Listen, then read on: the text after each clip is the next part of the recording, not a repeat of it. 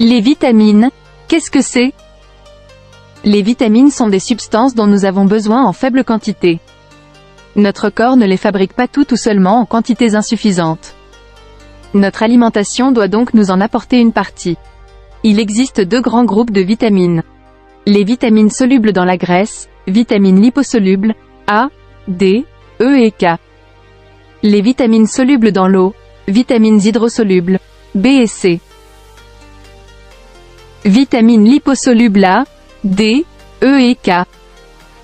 Elles se trouvent principalement dans les graisses des aliments comme les poissons gras, les graisses à mettre sur le pain, le lait et les produits laitiers, les œufs, le foie, les légumes verts, les fruits secs et graines, les huiles végétales. Nous pouvons les stocker dans nos tissus graisseux. Vitamines hydrosolubles C et B. Elles se trouvent principalement dans les légumes, les fruits, les céréales, le lait, les œufs, la viande. À part la vitamine B12, nous ne pouvons pas les stocker dans notre corps. Nous devons donc en consommer plus régulièrement par notre alimentation. À quoi servent les vitamines? Nous parlons ici des vitamines les plus importantes. La vitamine D. Un apport suffisant en vitamine D est important pour la croissance et la bonne santé des os. Avoir un bon apport de calcium et de vitamine D joue un rôle important dans la prévention des fractures en cas d'ostéoporose. Notre corps fabrique lui-même de la vitamine D au niveau de la peau, quand elle est exposée aux rayons ultraviolets, UV, du soleil. Il est donc conseillé de se promener à l'extérieur, la tête et les mains non couvertes, pendant 15 à 30 minutes par jour. La vitamine D se trouve aussi dans certains aliments. Le poisson gras, saumon, maquereau, hareng, le jaune d'œuf, le foie, les graisses à mettre sur le pain, les graisses pour la cuisson, certains champignons. Si l'apport de vitamine D dans l'alimentation et par la lumière du soleil est insuffisant, on peut prendre des compléments en gouttes ou en comprimés. Les personnes à risque peuvent éventuellement prendre de la vitamine D en hiver.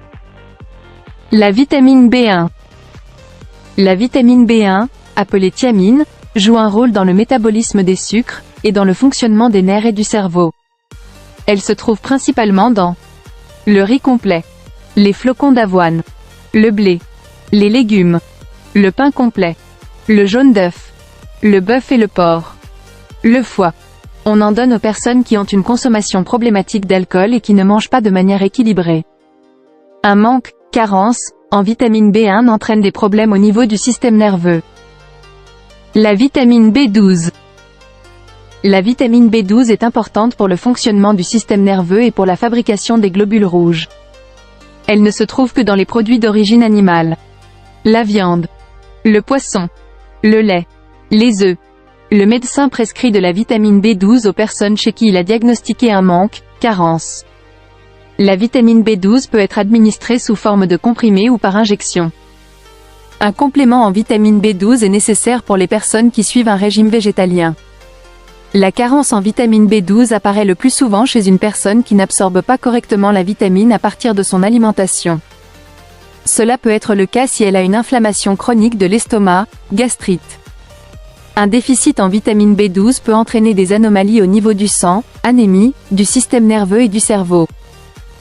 La vitamine K. La vitamine K joue un rôle dans la coagulation. Elle est aussi l'antidote en cas de surdosage en anticoagulants de type antagoniste de la vitamine K, acénocoumarol, famprocumone et varfarine. La vitamine K se trouve dans les légumes à feuilles vertes, la viande, le foie, les produits à base de lait entier.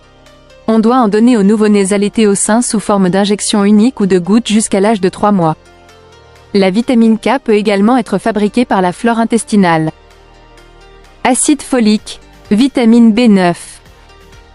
L'acide folique joue un rôle dans la fabrication des globules rouges, dans la formation du matériel génétique et dans le développement du cerveau et de la moelle épinière. Il se trouve dans les légumes verts, les céréales complètes, les fruits, les œufs, le foie, les produits laitiers. Les médecins conseillent aux femmes qui souhaitent être enceintes d'en prendre 0,4 mg par jour pour prévenir des malformations congénitales comme un dos ouvert, spina bifida. Chez les femmes qui ont un plus grand risque, on leur conseille de prendre une dose plus élevée d'acide folique, 4 mg par jour. La vitamine C. La vitamine C joue un rôle dans notre système immunitaire, dans la fabrication des hormones et dans l'absorption du fer par le corps. La vitamine C se trouve dans les pommes de terre, les légumes, en particulier les choux, le brocoli, les poivrons, les épinards. Les fruits, en particulier les agrumes, oranges, clémentines, etc., qui contiennent des quantités très importantes de vitamine C. On en trouve aussi de grandes quantités dans certains fruits rouges, fraises, framboises et groseilles. La carence en vitamine C est une maladie appelée scorbut. Elle se caractérise par des anomalies de la peau, des saignements dans les muqueuses et un gonflement des membres. Elle peut entraîner la mort. La carence en vitamine C est très rare. L'apport journalier recommandé varie d'une personne à l'autre. La vitamine A. La vitamine A se trouve dans les produits d'origine animale, surtout le foie. Un excès de vitamine A peut être dangereux pour les enfants et les femmes enceintes. C'est pour cela que les médecins conseillent aux femmes qui souhaitent être enceintes ou qui sont enceintes d'éviter de manger du foie et de produits à base de foie, comme du pâté. Ils leur déconseillent aussi de prendre des suppléments de vitamine A. Qui doit prendre des vitamines?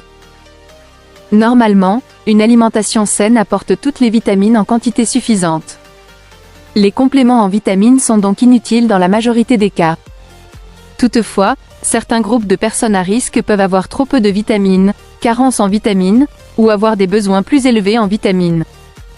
Les femmes enceintes, les jeunes enfants, les personnes avec une peau foncée, les personnes qui suivent un régime végétalien, les personnes âgées qui ne mangent pas assez, les personnes qui ont une consommation problématique d'alcool, les personnes atteintes d'une maladie grave, les personnes qui prennent certains traitements immunosuppresseurs.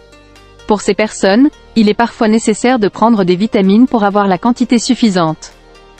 Leur médecin leur prescrit alors des suppléments de vitamines en plus de celles qui sont apportées par leur alimentation.